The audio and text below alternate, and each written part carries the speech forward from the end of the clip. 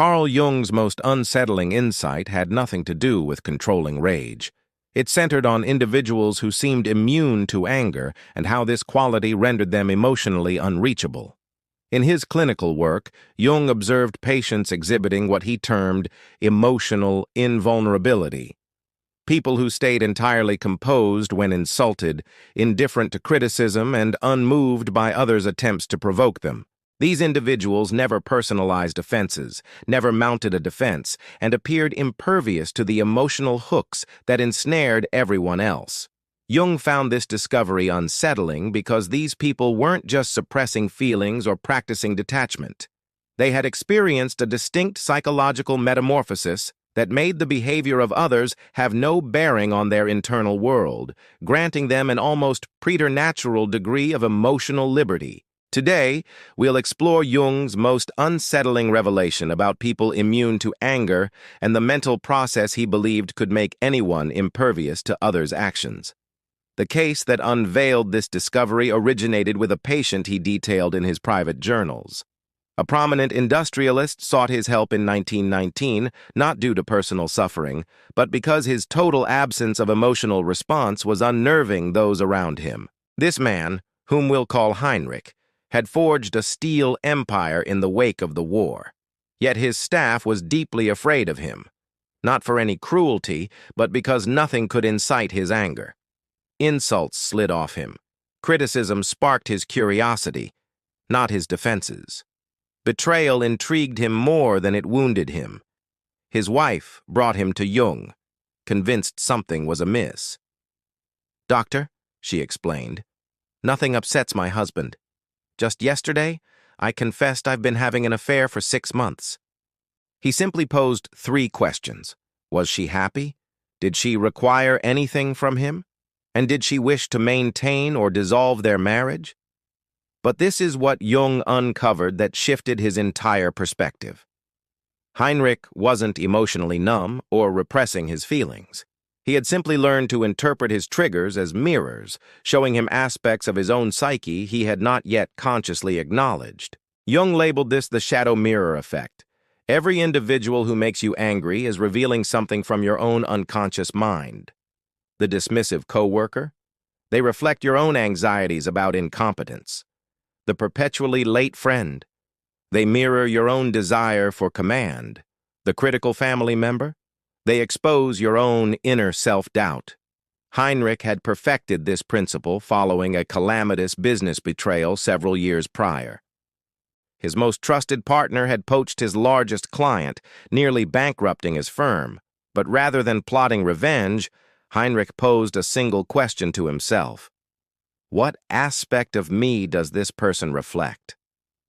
The revelation stunned him. His partner's avarice reflected Heinrich's own buried fear of destitution. His partner's deceit mirrored Heinrich's own habit of concealing his true emotions. His partner's treachery revealed to Heinrich his own latent capacity for self-interest. By confronting these shadow elements instead of casting them onto others, Heinrich attained what Jung termed psychological immunity. He could perceive others' actions as data about them, not as assaults on him. Jung outlined this process in what he named the shadow integration protocol. When you feel triggered, instead of lashing out, you ask 3 questions. What characteristic in this person am I judging most severely? In what ways do I display this exact trait, even subtly?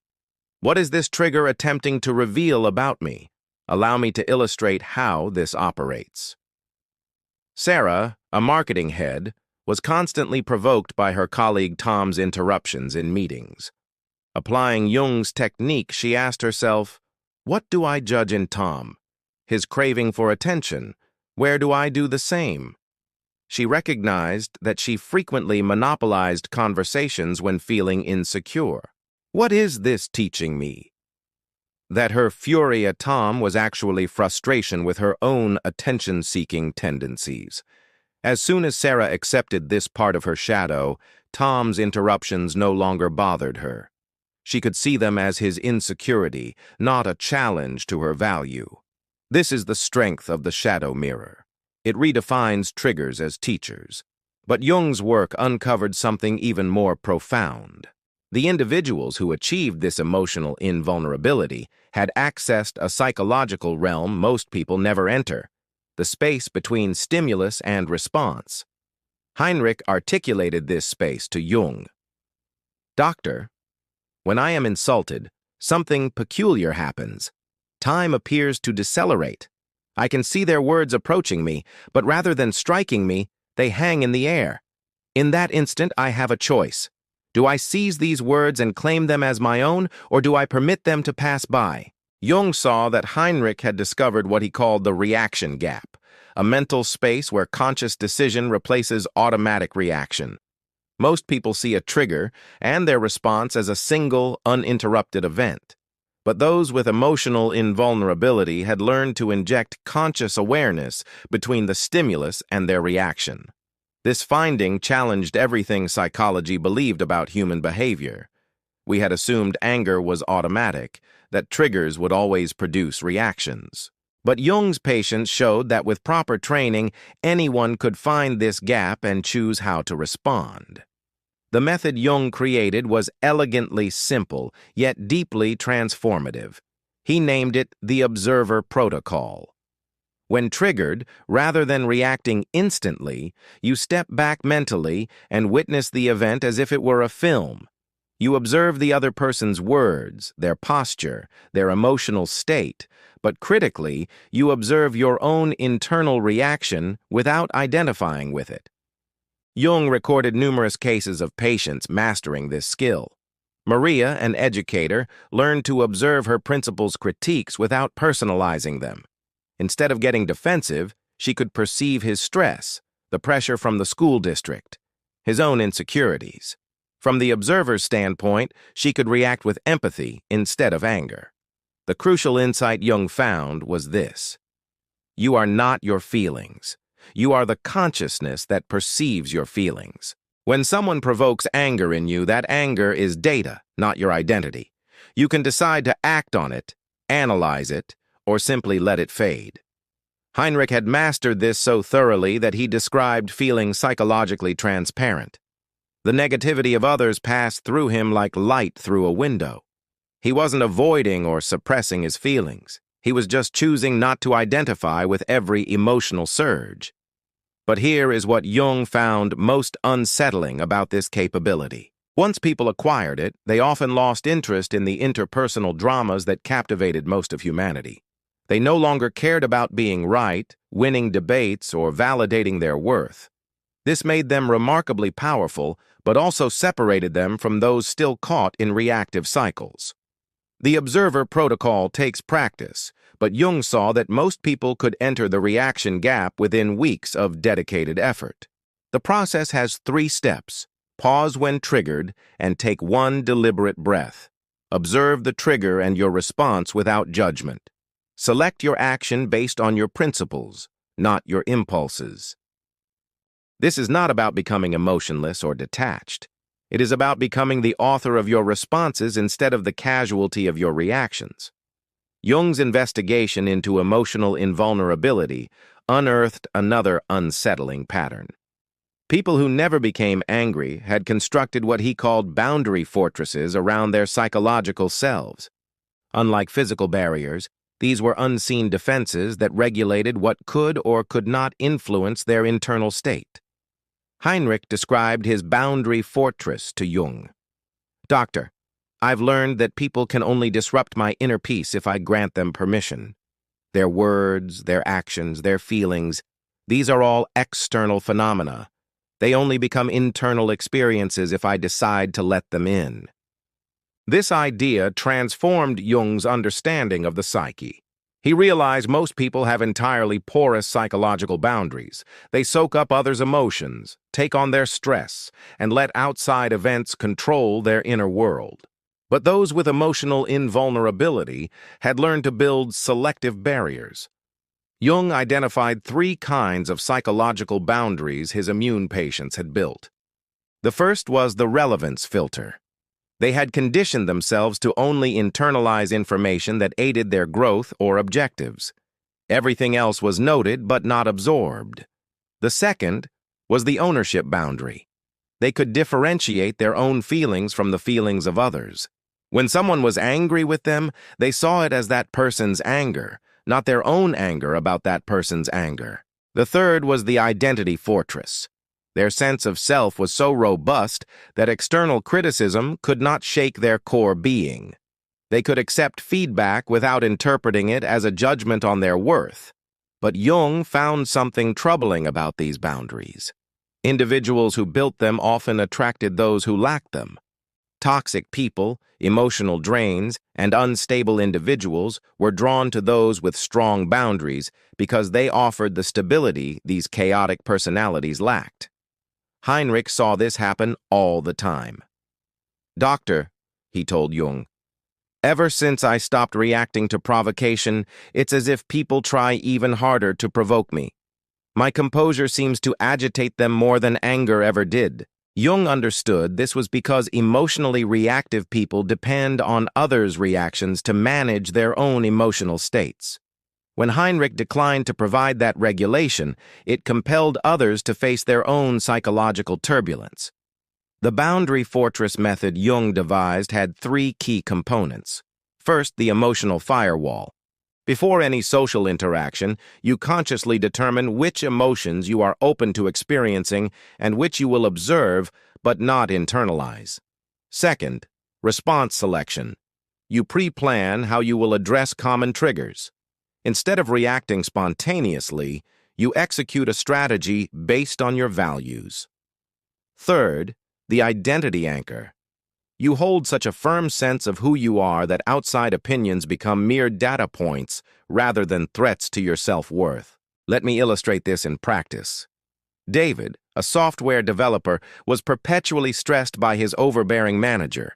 Using Jung's boundary fortress technique, David put up an emotional firewall before work each day. He decided he would observe his boss's stress but refused to absorb it. He pre-planned calm, professional replies to criticism and anchored his identity in his skills and personal growth, not his boss's validation. Within weeks, David felt untouchable at work. His boss's moods no longer impacted his performance or his peace. More importantly, his boss began to treat him more respectfully, as if sensing David's new psychological fortitude. This is the paradox Jung found with boundary fortresses. The stronger your boundaries, the more others honor them. People can perceive psychological resilience and usually modify their behavior in response. But Jung's most unsettling discovery about emotional invulnerability was what he called projection reversal. His immune patients had learned to see past others' emotional attacks to the psychological wounds that fueled them. Heinrich showed this principle during a session with Jung. A business competitor had publicly shamed him, calling him a callous profiteer with no regard for his workers. Instead of anger or defensiveness, Heinrich felt curious. "Doctor," Heinrich said, "this man's assault told me everything about his psyche and nothing about mine." His accusation of heartlessness revealed his own fear of being seen as uncaring. His fixation on profit exposed his own financial anxieties. His concern for workers highlighted his own guilt over how he treated his employees. Jung knew Heinrich had mastered what he called psychological X-ray vision, the capacity to see through surface-level attacks to the deeper psychological drivers.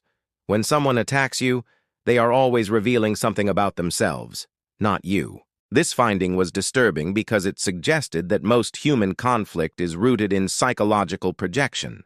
People were not truly fighting one another. They were fighting projections of their own unresolved pain onto others. Jung observed the pattern again and again. Criticism of your appearance comes from people insecure about their own. Attacks on your success come from those frustrated by their own lack of achievement. Judgments about your life choices come from those who doubt their own. But here's what Jung found most disquieting. Once you could perceive these projections clearly, it became nearly impossible to take any personal attack personally. You began to feel compassion for the psychological suffering that drove others' aggression.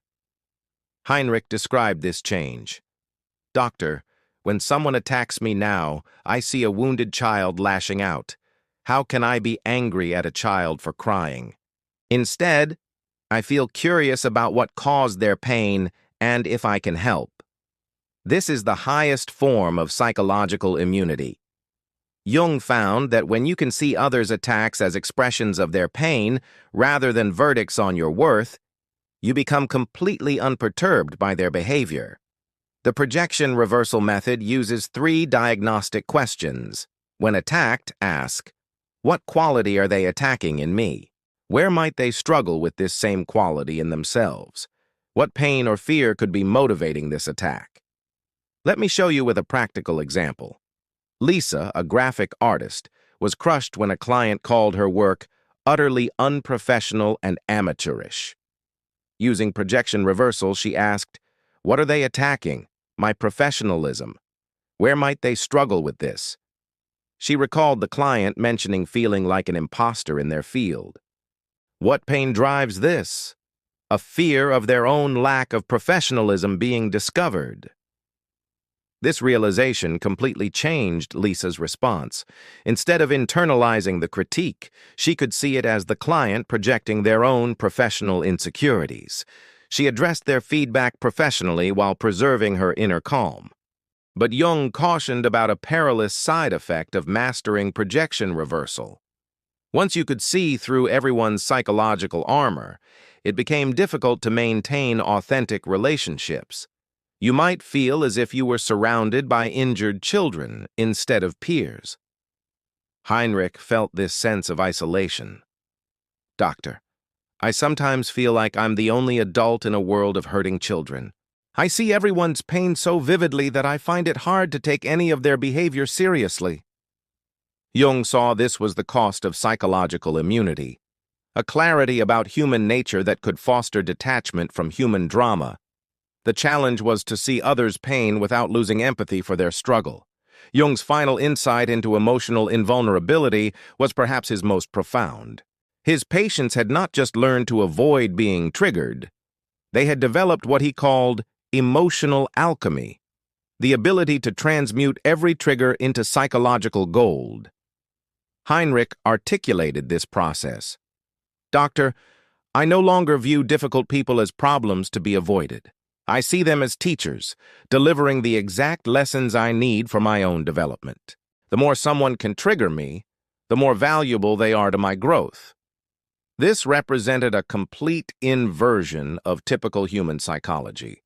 Instead of dodging triggers, Heinrich actively welcomed them as chances for self-improvement. Instead of viewing difficult people as adversaries, he saw them as unwitting collaborators in his psychological evolution. Jung understood this to be the final stage of emotional invulnerability, transforming every external challenge into an internal gain. His immune patients had learned to use others' negativity as a catalyst for their own psychological advancement. The process Heinrich followed was systematic.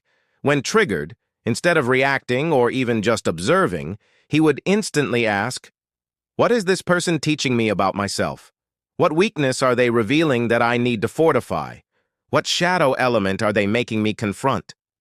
But this is what Jung found most remarkable. This level of psychological mastery created individuals who were almost impossible to manipulate, control, or emotionally defeat.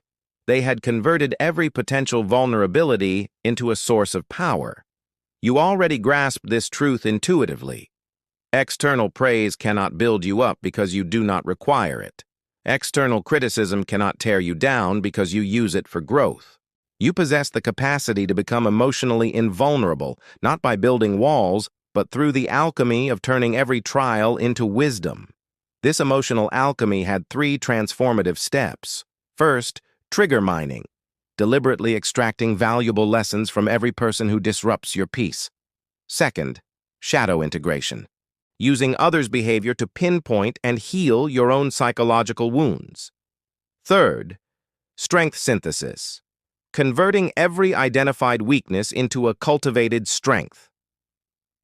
Allow me to show you this process at work. Marcus, a sales director, was constantly triggered by his team's laziness and excuses. Instead of just managing his response, he applied emotional alchemy. He asked, "What is their laziness teaching me? That I expect others to match my drive without grasping their motivations? What weakness does this reveal? My inability to inspire rather than command. What strength can I cultivate? The skill of motivating people through connection instead of pressure." Marcus turned his trigger into a growth project. He immersed himself in motivation psychology, learned to connect with his team's individual aspirations, and became one of the firm's most effective leaders. His trigger became the fuel for his greatest professional achievement. But Jung warned of emotional alchemy's dark side. Those who mastered it could become so fixated on their own growth that they lost empathy for people still grappling with basic emotional control. They risked becoming psychologically arrogant and emotionally aloof. Heinrich felt this. "Doctor, sometimes I feel like I'm running a psychological experiment instead of living a life. Every interaction becomes an opportunity to analyze human nature rather than connect with a person." Jung saw that the ultimate challenge of emotional invulnerability was to preserve one's humanity while attaining psychological transcendence. The objective was not to become invulnerable, but to become anti-fragile, stronger and more compassionate with every challenge. As Jung wrote, "The acceptance of oneself is the essence of the whole moral problem and the epitome of a whole outlook on life." True immunity demanded embracing both strength and weakness. The final stage of emotional alchemy was what Jung termed compassionate immunity, using your psychological resilience to help others rather than to distance yourself from them. Heinrich eventually learned to use his immunity not as a shield, but as a bridge, helping others cultivate their own emotional fortitude. Jung's last observations on emotional invulnerability revealed its true purpose, not to withdraw from human connection, but to engage with it from a foundation of psychological strength. He called this stage the compassionate warrior, someone who could stay untriggered while still caring profoundly for others. Heinrich's evolution into a compassionate warrior was gradual. Initially, his immunity created a rift between him and other people. They found his unwavering composure unsettling, even intimidating. But Jung helped him see that true emotional immunity includes the ability to make others feel secure and heard. "Doctor," Heinrich reflected, "I realized my immunity was incomplete if it only served to protect me. True strength means creating a space for others to feel their emotions without judgment while I maintain my own center." Jung chronicled how Heinrich learned to apply his emotional immunity in service to others. When his wife expressed her frustrations, instead of staying detached, he could hold space for her feelings without absorbing them. When his employees came to him with problems, he could listen with complete presence without taking on their stress. This is the paradox Jung discovered about ultimate emotional immunity. It demands you retain your humanity, not transcend it. The compassionate warrior can feel others' pain without suffering, witness their chaos without becoming chaotic, and provide support without becoming drained. The technique I derived from Jung's work involves emotional aikido, using the energy of others' emotions to guide them toward solutions, rather than resisting or absorbing that energy. When someone presents you with anger, you redirect it toward solutions. With sadness, you transform it into compassion. With fear, you alchemize it into wisdom. Heinrich mastered this so well that people began seeking him out during their most severe emotional crises. His mere presence seemed to quell their inner turmoil. He achieved this not through emotional detachment, but through emotional mastery, feeling everything while being controlled by nothing. Jung's final notes on Heinrich revealed the ultimate secret of emotional invulnerability. He has learned to love others' humanity while remaining untouched by their chaos. This is perhaps the highest attainment of human psychology. Total vulnerability combined with total invulnerability. The businessman who couldn't be provoked became Jung's greatest case study in human psychological possibility. Heinrich demonstrated that emotional immunity is not about becoming cold or distant. It's about becoming so psychologically resilient that you can remain warm and connected even amid others' emotional tempests. Jung's unsettling discovery about people who never get angry revealed the ultimate truth of human nature. We are not slaves to our emotional reactions. With the right knowledge and effort, anyone can cultivate the psychological immunity that makes others' behavior irrelevant to their inner peace. The journey Heinrich took, from shadow integration to boundary fortresses, emotional alchemy, and finally to the compassionate warrior, outlines the complete path of psychological development that Jung believed was accessible to every human. Today, you have learned the psychological methods that Jung documented in his most confidential case notes. The shadow mirror that turns triggers into teachers. The reaction gap that gives you choice over your responses, the boundary fortress that safeguards your psychological space, the projection reversal that lets you see through others' attacks. And finally, the emotional alchemy that converts every challenge into growth, and the compassionate warrior who retains humanity while achieving immunity. Jung's most disturbing discovery was not that some people never get angry. It was that this capacity reveals the immense psychological potential that lies dormant within every one of us. The question is not if you can develop emotional immunity. The question is if you are prepared to claim the psychological power that Jung showed is your birthright. Remember Heinrich's final realization? Doctor, I learned that true strength isn't about what can't touch you. It's about what you can touch without being changed by it. Your journey to emotional immunity begins now. Every trigger you face is a lesson. Every difficult person is a reflection. Every challenge is a chance for psychological alchemy. The only one who can disturb your peace is the part of yourself you have yet to fully understand. Take Jung's disturbing discovery and make it your liberating reality. You hold the power to never be bothered by anyone again. Thanks for watching. See you in the next dimension.